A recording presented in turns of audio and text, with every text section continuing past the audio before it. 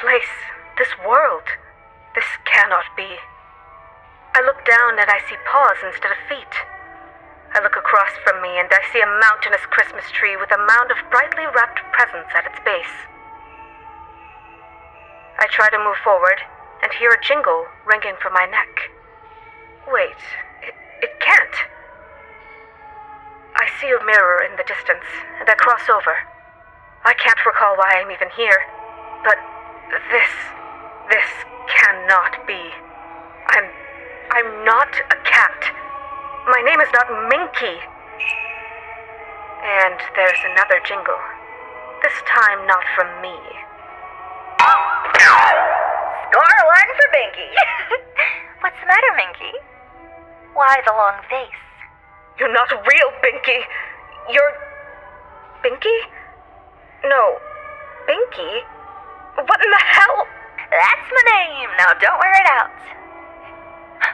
What's that, Mr. Mallet?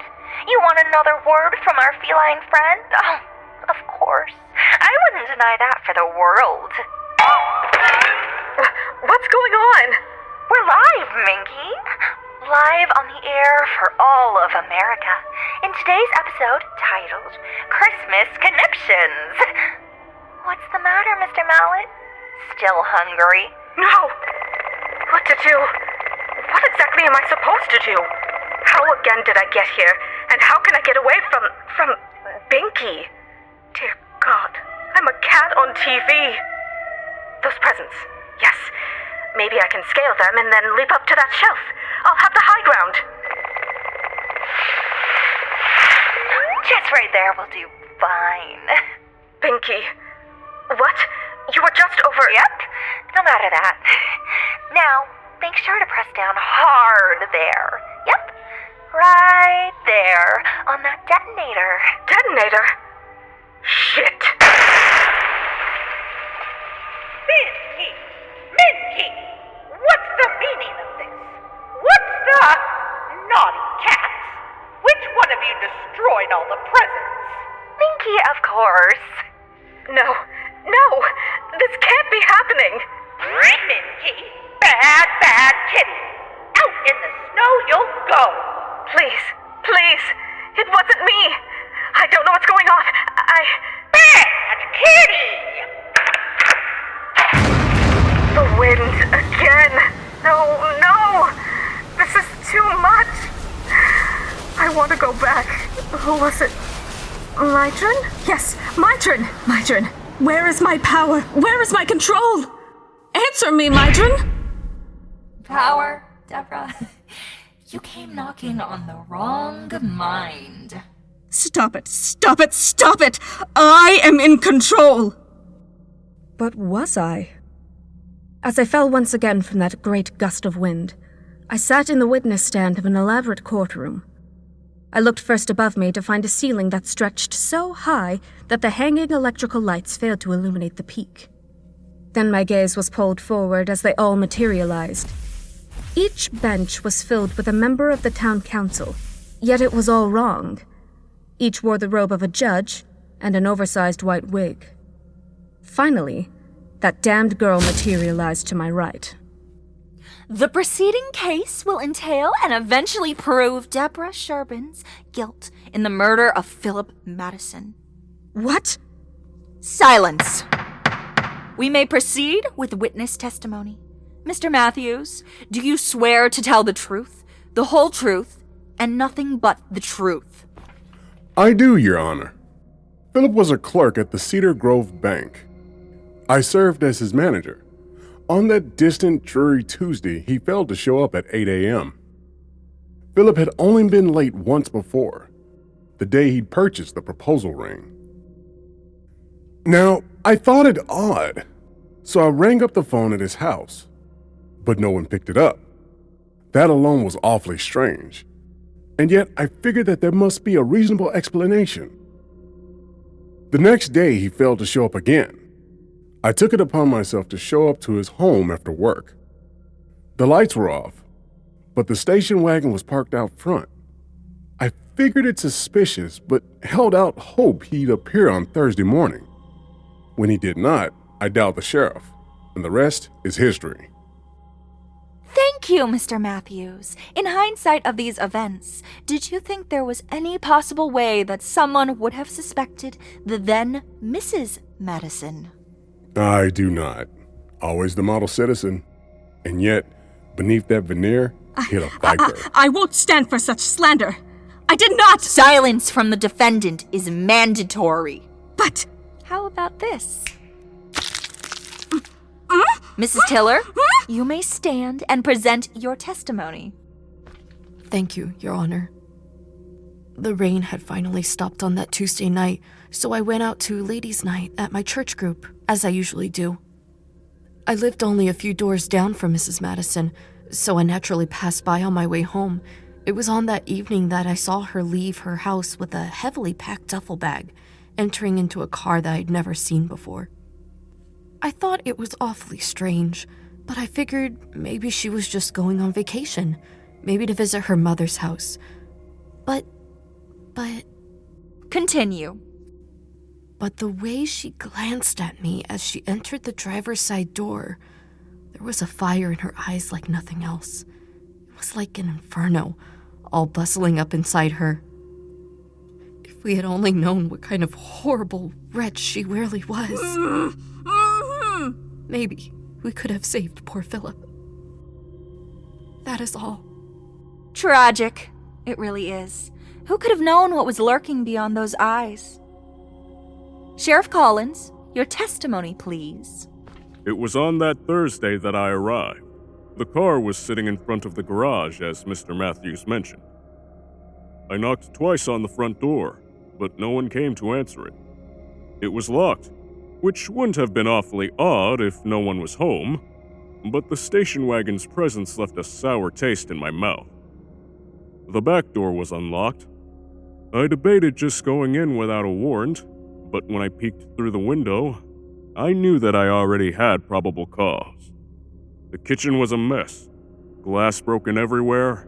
It was a real brawl, by the looks of it. It didn't take me very long at all before I found a bloody cloth on the floor of that bathroom. And in the next room over, the master bedroom, lay what remained of Mr. Madison. 13 stab wounds throughout the chest and neck, not to mention blunt force trauma on the back of his skull. Any number of scenarios may have happened that night, but one string of events seems the most likely. Philip was bashed violently in the back of his head in the kitchen. He was not knocked unconscious, and so he desperately tried to escape to the bedroom, where he was summarily executed in an act of rage. Do you believe the murder to have been premeditated? That is unclear. If her intent was to evade suspicion, then the premeditation was exceptionally weak. It appears most likely that it was a crime of passion. And would you be certain of your belief that it was indeed Deborah Madison who is responsible for the death of Philip Madison? There is no doubt in my mind. That will be all, Sheriff Collins. Now, Deborah, would you like to present your version of events?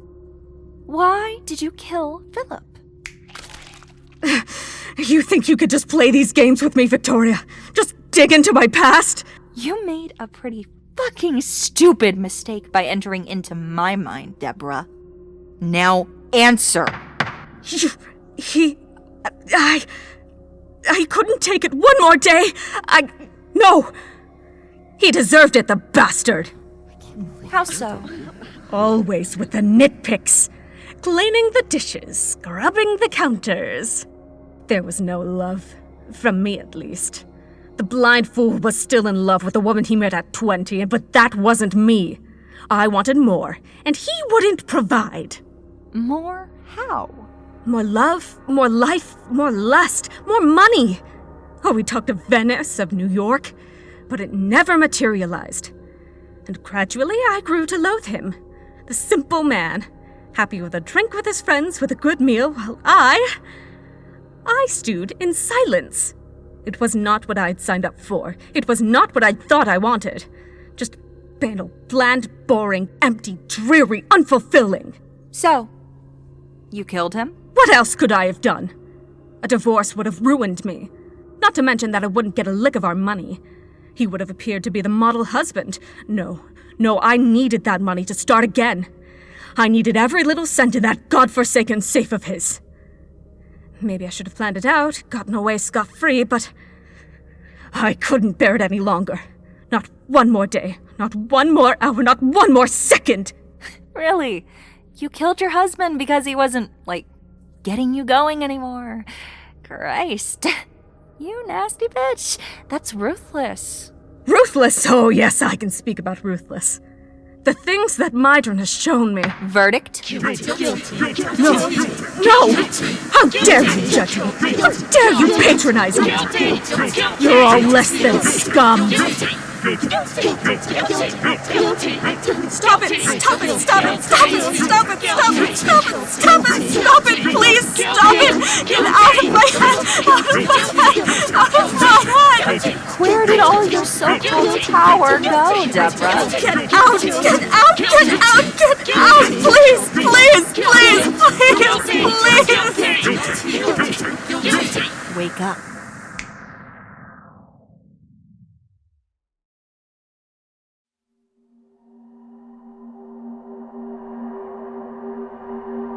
The Eastmouth podcast is written, produced, and engineered by DC Tullis.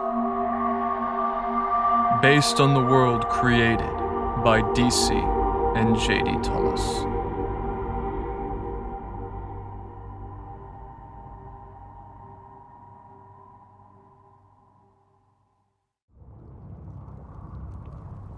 The fire was picking up its spread. Luckily, it didn't seem nearly as interested in moving towards the front of the ship. Michael, Bert, Sylvia, and Edna had all headed back towards the lower floor. Beyond that, I hadn't the slightest idea of what was happening to them. The path back was blocked off by the flames.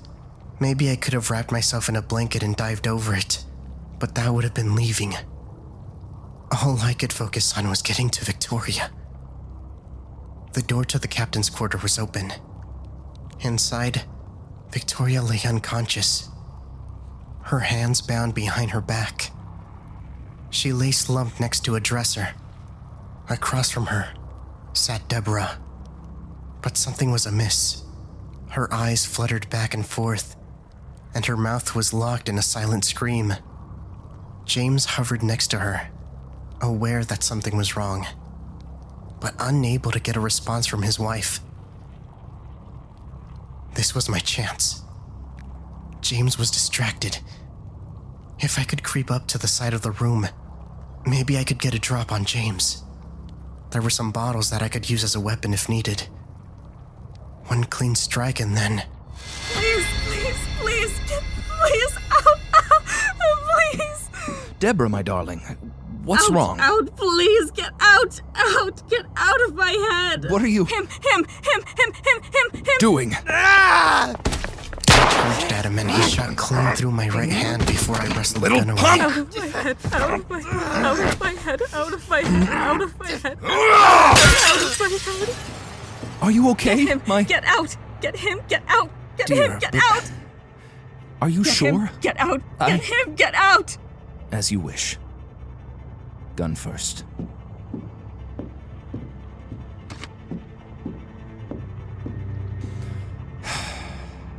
The things I do for love. Can't see a thing. Where'd that little shit go? Wait, is that blood? I was back in the present, and from the sound of it, Deborah was absolutely losing her goddamn marbles. My eyes were still tightly shut. I needed any extra time that I could spare to cut myself free. Luckily, I'd awoken before Deborah did, and felt around on the ground with my hand. Sylvia's bag had tipped over at some point, and out from it a few scalpels had fallen. Which would be great if it was as easy to cut ropes as it seems to be on TV. It's not. But I was making steady progress. I was maybe halfway through when... You stupid little bitch. I can't hear my lord anymore. I I can't feel Mydrin. What did you do? Huh? Answer me! What did you do to me? Like I'd say anything. Wait, what is she? Maybe just a little peek. Is she reaching for the fucking decorative cutlass? Yes.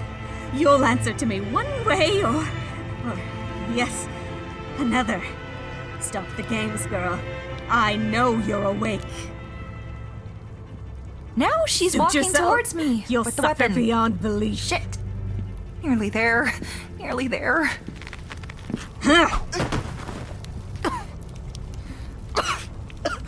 Smoke? What? You ruined everything. Can you smell the smoke, woman? There is a fire on the boat. Everything! Stop it, Deborah. It's not too late. It was over before it ever began. And you destroyed my one way out. My path to power. Real, tangible, true power. Oh, shit! You're not going anywhere. The fire had just burst through the door. There was no getting through to her. It had been a last-ditch effort. If I'd been able to get to the window that Caleb and James had escaped from, maybe I could have left her. But that was no longer an option with my face full of glass-strewn carpet. Any last... You know, I really fucking tried. Now stay down. God damn, dirty little bitch. Fuck, it hurts. I am not going to risk you trying to stab me again. So, sayonara. No! An explosion. Caleb? Shit. It's now or never, dude. Here we go.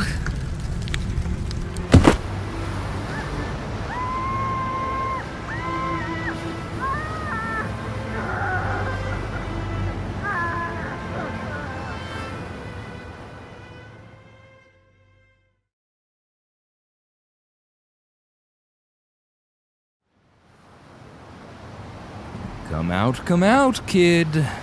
I'm going to kill you, but I promise I'll make it quick. The blood trail ends.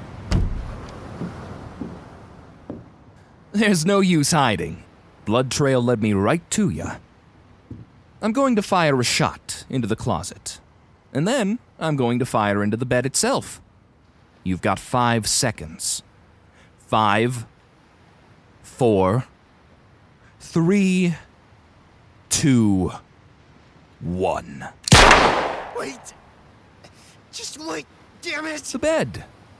Got it. I hit you? No, I would have heard a squeak.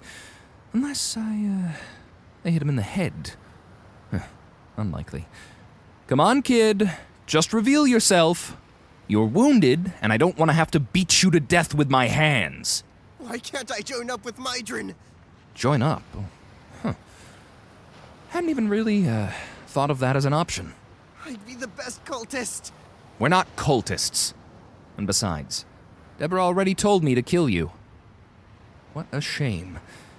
Still, guess I gotta... You know, Squirt, I've got quite the bone to pick with you.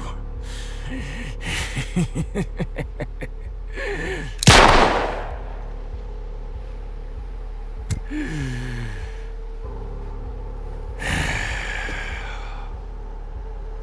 know, you've given me quite the gift, kid. All of that vanity, that disdain for those poor, those weak. It's all gone. Cleansed of flesh I've been. Cleansed of Mydrin's poison too, somehow. It feels good. I'm free. All thanks to you. Well, time to die. Oh, how pitiful. Oh, hello, darling. It had all happened so fast.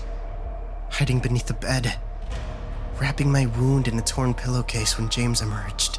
And then, just like that, he was brained by Aldo, who now stood staring at me. His flesh melted away. He was like some kind of mutated zombie. An axe won't let you down. Unless it chops you down, I suppose. Shit! What? Always. Not so fast, Chuckles. You aren't going anywhere. Let me go! Is that... Fuck.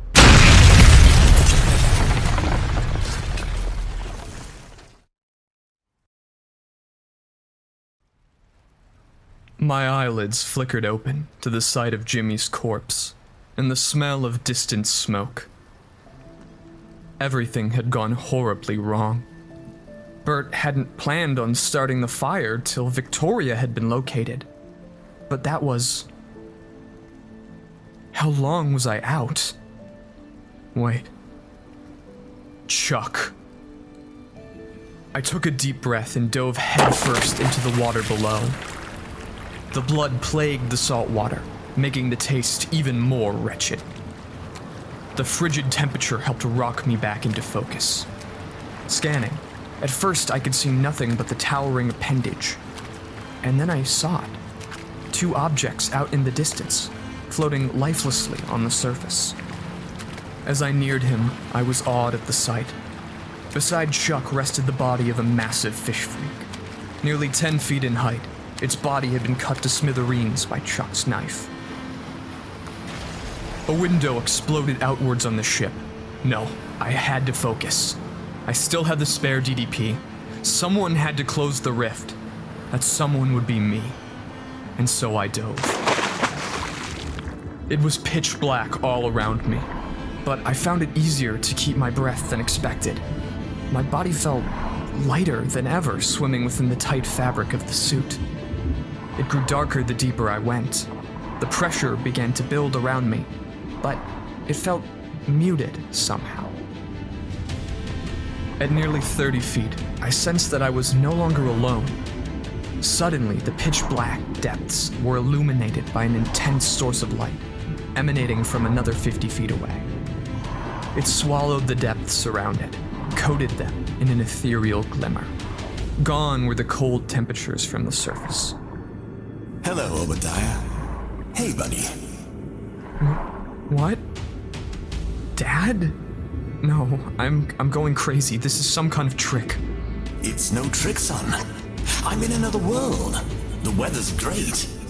I never expected my travels with Eshin to lead to a world of infinite, breathable oceans.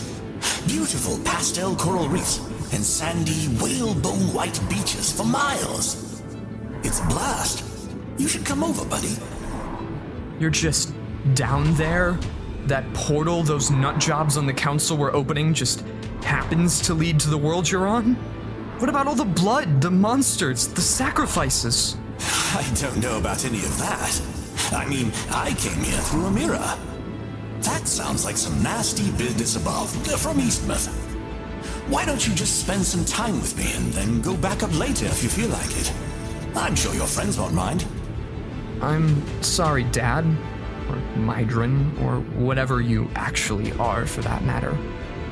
I do miss my dad like nothing else, but I know this is an illusion. See, I don't really know what would happen if I did cross over to that dreamlike world you're displaying. But it probably wouldn't be anything good. And my friends, for that matter, well, they really need me right now. I've been trying really hard not to think about this grenade while talking to you. So, fingers crossed this fucking thing works underwater. Filthy ape, what are you doing? Enjoy. How do you see- I didn't buy it for a second. Frankly, I'm surprised anyone would. But it gave me enough time to deliver the DDP right through the massive golden hole in space and time.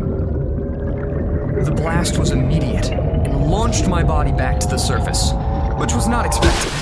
Frankly, I had halfway cooked up that speech to be my last, but thank the heavens it wasn't. The surface was a pleasant, albeit rapid, surprise as I was catapulted up there. After finding my face assaulted by a speedy barrage of water, I was finally able to breathe again. I am never doubting Fey engineering again. The fog had already begun to dissipate around the ship, leaving the reality of a yacht rapidly being overtaken by flame. Oh, and Chuck was breathing. Took you long enough. Nice work, kid.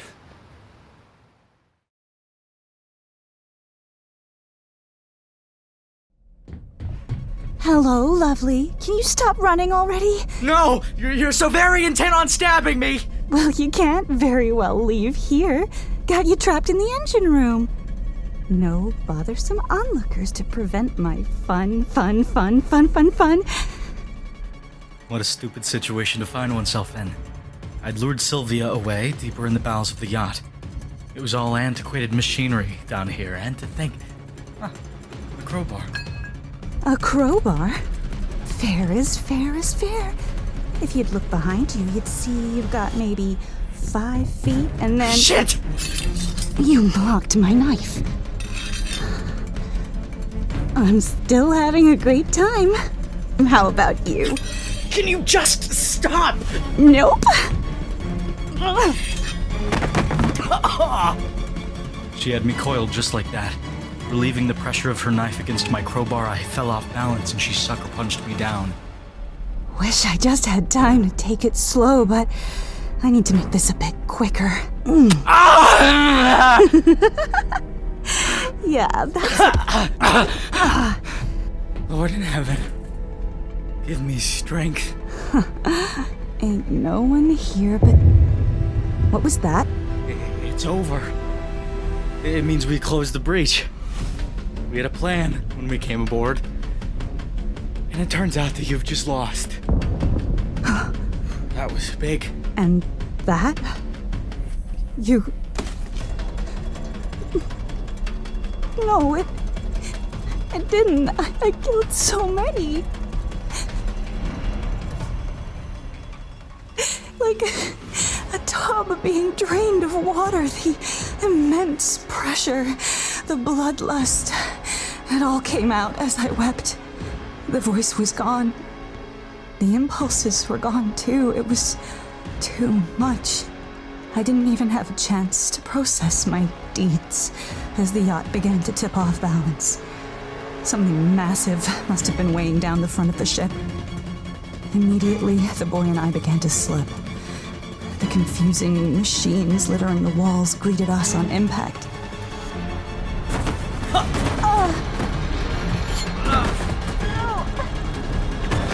Okay, what the hell is going on? With you, with this ship? Are you still trying to kill me? No. I can't believe it. We don't have time. The yacht's off balance and I'm doubtful that the fire's been put out. Hopefully Caleb's recovered Victoria. You're gonna have to help me walk. I still have a knife in my foot.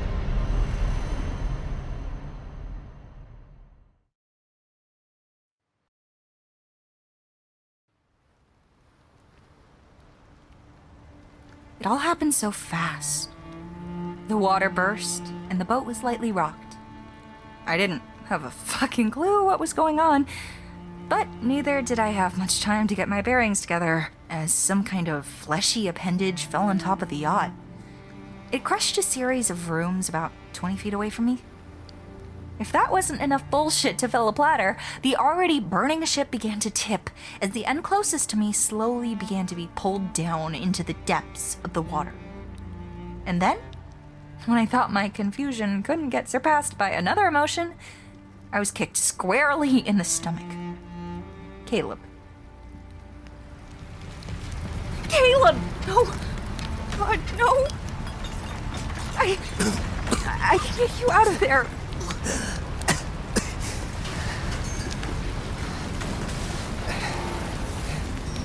Hey, Vic.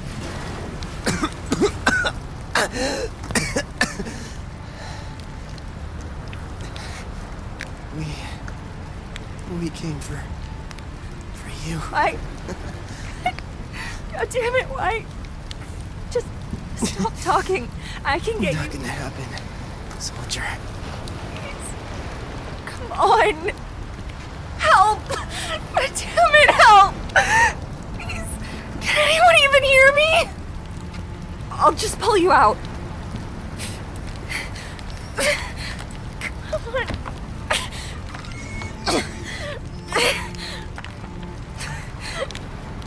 Caleb. Caleb. Caleb.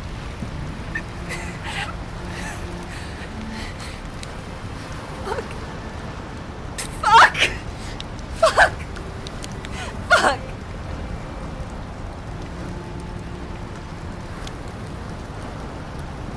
I have to go now.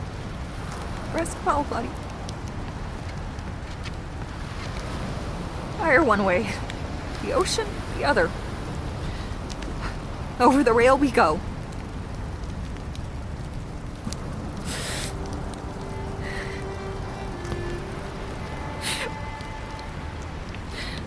I hope Deborah went painfully.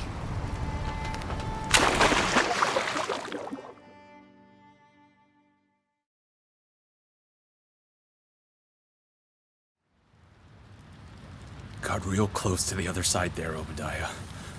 I don't think their biology is quite the same because I was stabbing at it for a while. Real wild like a hyena. I can believe it. Thought you were dead when I came across you at first. Didn't really look like you were breathing. Should one of us try and go up? There's no way they're all... I don't even want to think about it.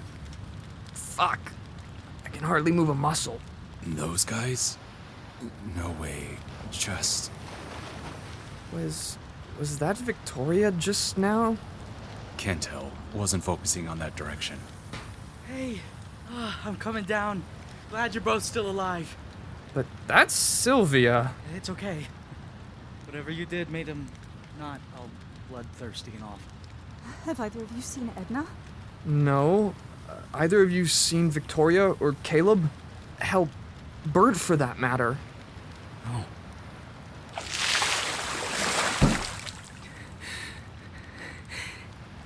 He's dead. Caleb's gone.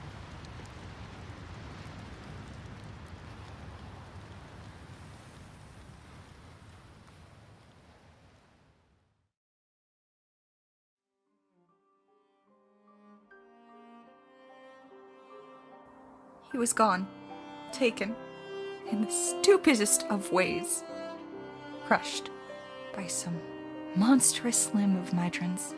It still doesn't even feel real. As the ship finally came down, only one emerged. Just as we were poised to set off, a drunken Jeremiah Oberstein appeared, falling off the yacht and into the water. We fished him out, only for him to return to unconsciousness moments later. Had he been, like, a tad bit unluckier, he would have certainly found himself in a watery grave.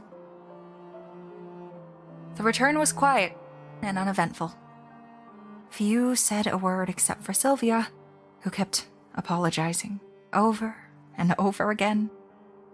The deaths of Caleb and Bert were not immediate, but I saw the same sense of hollowness spread deeply into Obadiah and Michael as each mile crept by. The docks were not in the least bit quiet, and more than merely uneventful. Armored men appeared to be scrounging around, helping survivors, and, in a few instances, firing on the lingering fish things from Main Street all the way down to the gas station. As Chuck finally maneuvered the boat to its end, and we lightly bumped against the wood of the jetty itself, a darkly armored, middle-aged man with a rifle approached us. Hands in the air! Jesus. Closed your damn breach for you! Is that so? Just radio your commanding officer. Tell him Chuck is here at the docks, and that the goddamn problem that I was told not to worry about was in fact something to worry about. And make sure to add that these teenage brats were the ones to solve it with me. Godric. Yeah, you got a man named Chuck here on the ground saying that he and some others closed the breach. Wait, seriously? We'll need some medical teams. Some of them are pretty beat up. A halfway point, huh? Tell them to meet us at St. Gabriel's. Yeah. At St. Gabriel's. Escort them? Fine.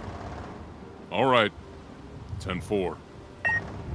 Isn't the front door still barricaded? We take the back way. I think we all need some time there to reflect. Now, who's gonna help me walk?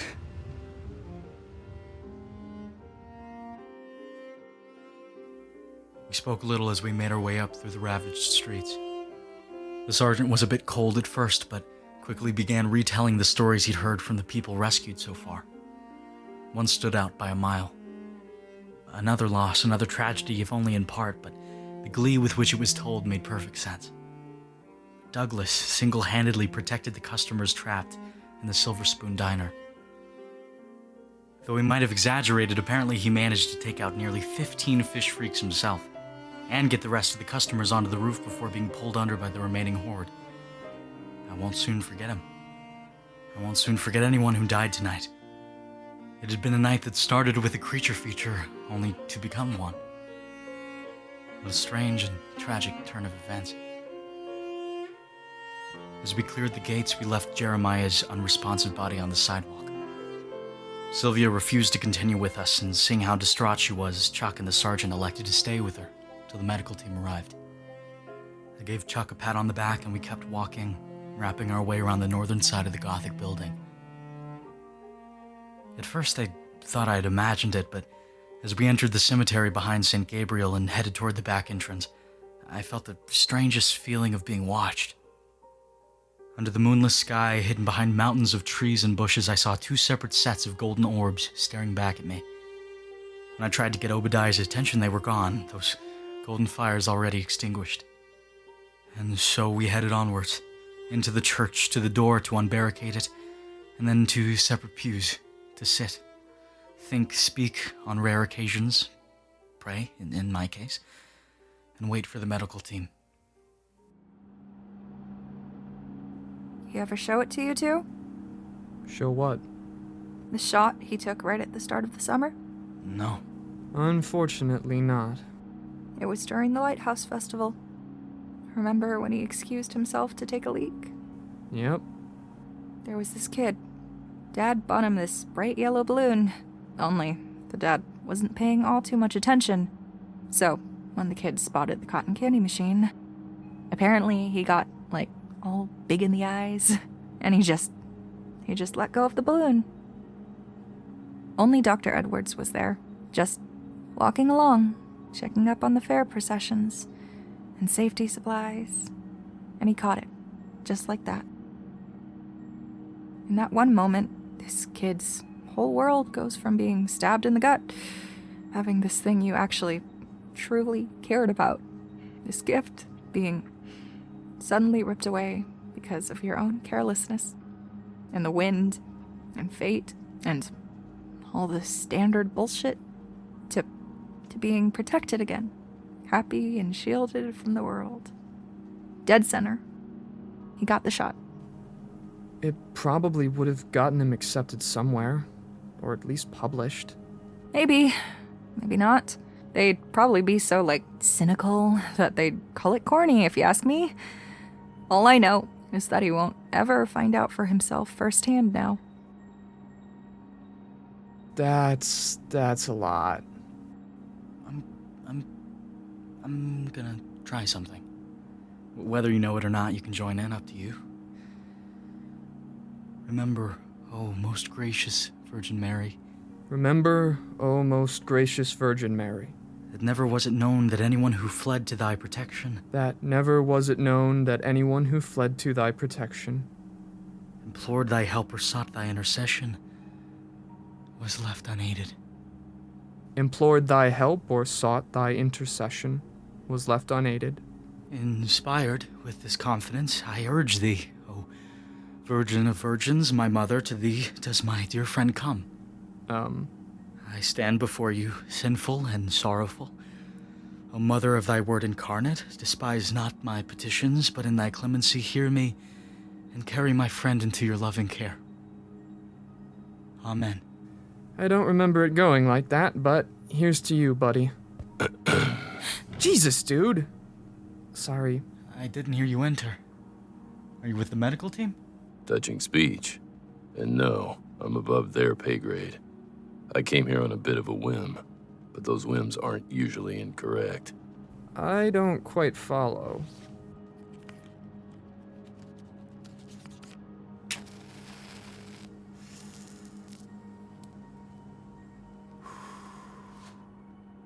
I represent a particular organization that deals with anomalies.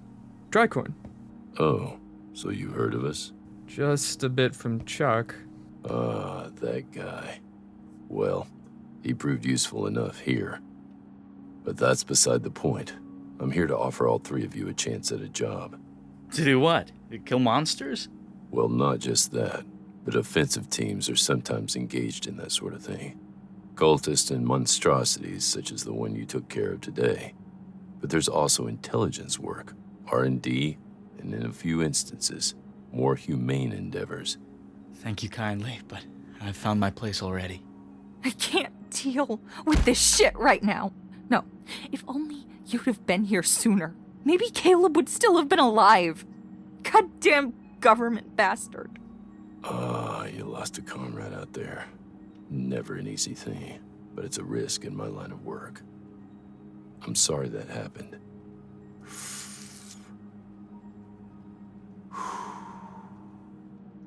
What about you, kid? I didn't get a firm rejection. I'll think about it. Intriguing. Well, what's your name? Obadiah Marsh. Well then, Mr. Marsh, take a card. There's a number on the back you'll be able to call after we finish cleaning up. Cleaning up in what way? We'll send for a reconstruction team to help your town rebuild. Oh, and then there's the story. We'll round up all the citizens. Most of them didn't leave their homes, so a lot of them don't really know what went on. We'll say there was an aggressive rabies outbreak and that we need to give them the vaccine. Either way, what we inject will actually scramble their memories of the last 72 hours beyond belief. Make them suggestible. Can't just have most of your town ranting about ugly fish monsters. That sounds like something out of science fiction. The truth can be strange like that. Anyway, I'll be off now. The med team is outside. They were just waiting for me to leave. Good. Wait! Did you admit anyone with the last name of Deering to Angel's View? My father disappeared in the fog.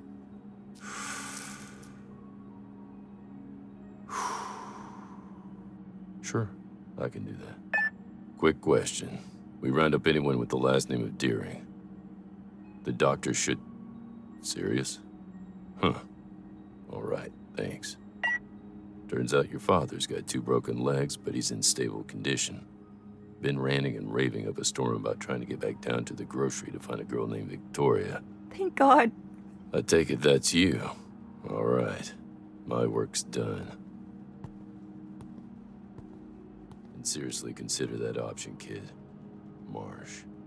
I know that name. Wait, what? Hey! And he's gone. All right, 2 males and a female. Quickly assess wounds and vitals. You all know what to do.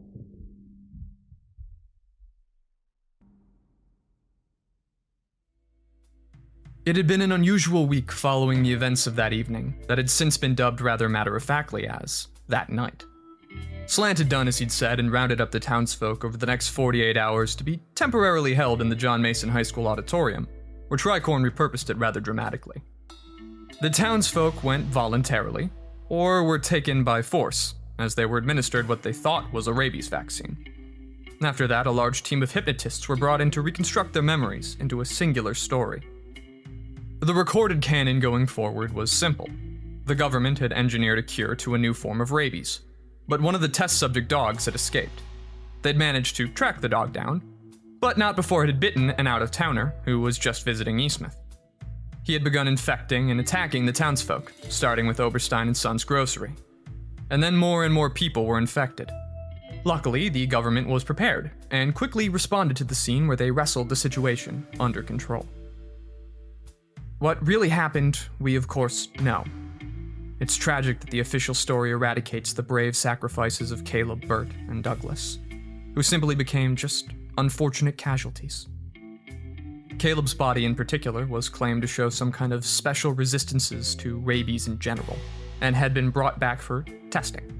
This was little more than a way to explain the lack of a body to his parents, who were left utterly heartbroken. Tricorn also brought in a construction crew to repair any damages caused by fire, gunshots, broken glass, and a few grenades. After 72 hours, when Tricorn finally left, Eastmouth looked just about as it had before the attack. Idyllic, peaceful, isolated. None of us joined the townsfolk at the John Mason High School auditorium. We were each carted off to Angels View Clinic to receive medical treatment. Victoria had certainly received the worst of it, as many of the lacerations inflicted by the now mind-wiped Sylvia, who needed a greater degree of memory restructuring, would not heal perfectly. Though her face had been untouched, her arms, legs, and chest would be marred by scarring for the rest of her life. She didn't seem to mind, though. Her father was alive, and though Caleb's death seemed to weigh more heavily on her than any of us, being that they'd been best friends since elementary school, she was immensely relieved to find her father alive. Chuck seemed contented to merely return to his home in the woods now that the work was done, but I found him chatting with Michael independently several times while recovering. It seems he's also quite taken on the subjects of magic and religion, though he'd given little prior indication over the course of that night. I sit here eating a club sandwich at the kitchen counter. The world seems a lot larger than it did a few weeks prior. And while before I felt overwhelmed, bogged down by the legacy of the Watchers and the mysteries that they presented, the job opportunity remains ever present in my mind. Michael is dead set on remaining in Eastmouth, and Victoria seems distant towards her previous plans at attending university. It's another tragic loss of that night, but we each must make our own futures. And I think I've found something intriguing enough to pursue onwards. I was thinking about it and the delicious combination of the bacon and mayonnaise, my sandwich, when my mother walked in. I'm home. Obadiah? Son? Oh, I've quite the story to tell. In the kitchen! Quite the story, I must say.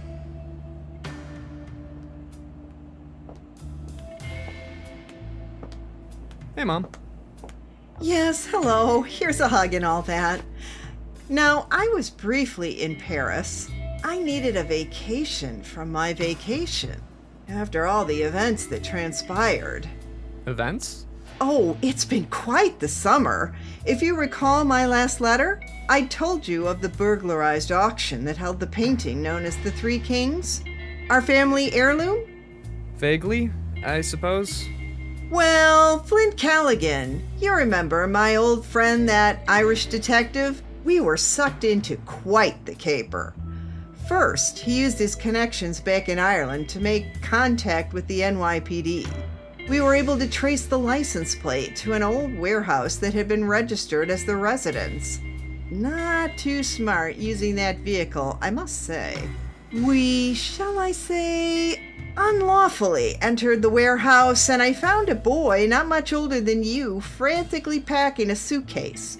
But he had a gun, and it led to a standoff until Callaghan calmed him down. Apparently, the boy's two accomplices had already boarded a train with the stolen objects. That foolish boy had merely grabbed the painting because it piqued his interest. Ha! What bad luck! Never cross Elizabeth Marsh! So there we were, desperately chasing after a train that was leaving by the time we got to the tracks.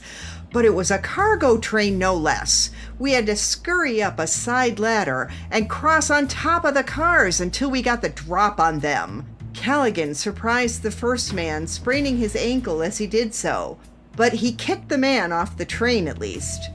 It was dire. The other man held Callaghan at gunpoint. Then I came in, swinging like a bat out of hell, and descended on top of them. My love of boxing came in then, and I gave him the old 1-2. You should have seen the look on his face. Bested by a woman. Ha! We tied him up, and over the course of the train's journey to Washington, D.C., he admitted he'd been paid by an art collector to steal that strangely golden Christmas orb. Well, the authorities were none too kind to him when we arrived, pulling their cargo from the train and flagging down security. After that, Callaghan suggested I vacation in Paris to get away from all that excitement. That painting, The Three Kings, should arrive just about any day now. Sounds like you had a lot of fun. Quite a lot, indeed. I can't imagine your summer's been all that interesting, being that you've been grounded this whole time, of course? About that. Well, let's just say that I've had quite the exceedingly strange summer. So, Mom, boy, do I have a story for you.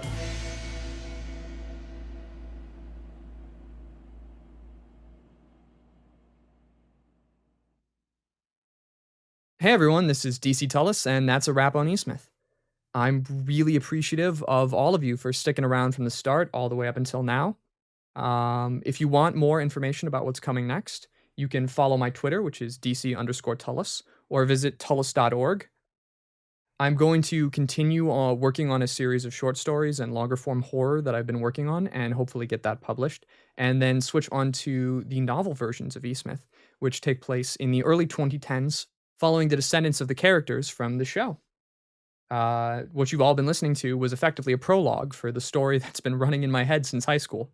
So I really hope you all check that out when it comes out. Again, DC_Tullis on Twitter, or X, whatever it's called now, and tullis.org. But now I'd like to do something very special, and I actually have the cast members here coming up right after this, who will be able to talk about their characters for a bit, talk about their future projects, and I really hope you all stay and listen because they are amazing people and amazing actors, and I would really love to be able to work with these people again. They are fantastic, and they all deserve as much love and support as possible. I genuinely mean this. So thank you very much for the audience. Please stay and listen to the actors and follow them, look at their next projects. And finally, I would be very much appreciative if you follow my socials again, DC_Tullis on Twitter, and check out tullis.org because more is coming. And if you enjoyed Eastmouth, you're going to enjoy what's coming even more. So thank you very much. Signing out. Hey, I'm Clem Turner, better known as Michael. I'm not really working on anything to promote right now other than perpetually being on YouTube. But I did want to say what a treat this has been. What a beautiful, spooky thing to have been a part of. And I'm gonna miss Mikey Boy. Hello, everybody. I am Alejandro Arias, and I voice Caleb in this audio drama. It's been a blast working on this project, and I hope you're all enjoying. If you would like, you can go check me out on my social medias, maybe check out some other stuff I work on, maybe even watch or play some of the other things I'm in if you'd like. Hey there, I'm Connor, and I provide the voice of James Sherbin. It's been a ton of fun playing such a unique and twisted character, and I've really enjoyed being a part of Eastmouth. A big thank you to DC Tullis and the rest of the team for having me on and for making this such a great experience. I really hope everyone enjoyed this episode. If you're interested in hearing more of what I'm working on next, I'm actually developing a show of my own. It's a 10-episode fantasy podcast series called Welcome to the Brass Eagle, and we're planning on releasing episode 1 along with a crowdfunding campaign in early 2024. We're still in pre-production, but if you'd like to keep an eye on the show's development, you can follow us at Brass Eagle Pod on Instagram and Twitter. Thanks again. Congratulations to the rest of the cast for making it through, and I hope everyone enjoyed the show. Hi there, my name is Wade, and I play Chuck. I go by Wade VA on Discord and Wade the VA on Instagram once I actually get anything on that account. I'll be honest, this is the first official project I've ever worked on, so eternally grateful for this opportunity and the chance to just get myself out there. And hopefully you will see my name on more projects to come. Hi, everybody. My name is Sam Darcy, and I had the honor of playing Bert Thompson in Eastmouth. And thank you to everybody who listened. Thank you to DC Tullis for casting me in my first VO audition of anything I ever did. If you want to check out more of my stuff, check out samdarcyvo.com. I'm going to go see my boy Sammy. I'm Alexandra Macedo. I play Edna Beechworth and a couple of other characters on the show, but I absolutely loved working on Eastmouth as well as listening along with you guys. You can find me at alexandramacedo.com, and that's with 2 X's because I'm extra small. And hopefully with the link socials, you realize I'm not quite as uptight as Edna. Maybe a little cringy. Hey there, I'm Jamie Forney, and I played Deborah. You can find me on Twitter at ForneyJamie. If you want to hear more of me, check out the Heinous Investigations podcast. Season 2 is coming later this fall. Check it out. Hello, everyone. Larry Womack at Larry Womack VO here. Just want to say thank you, DC Tullis and the gang, for allowing me to be a part of Eastmouth. I got to play Eddie and Slant, and it was a wonderful time. Currently working on YouTube channels regarding true crime of all things. Go figure. Wish everyone the best of luck in their future VO careers. See you around.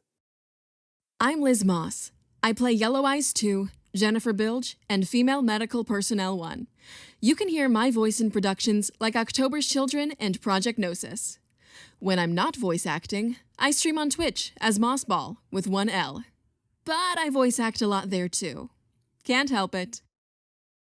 Hello there. My name is Matthew Anderson, also penned as Wretched and Stuff. I had the pleasure of playing Xavier DuPont as well as a few other roles here on this podcast. And if you like what you heard and would like some more help with any projects that you have, you can reach out to me at wretchedvo@gmail.com, and I would be more than happy to talk with you about your projects and see where I can fit in and help you. Thank you.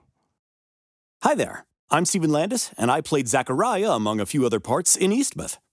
If you like what you heard, you can also find me as antagonists in the podcasts Better Men Elsewhere as Yusuf Yuri, and in Outsiders Darkest Days Yet to Come as Professor Eric Rockin. I'm also on Twitter at Stephen Landis. Thanks for listening.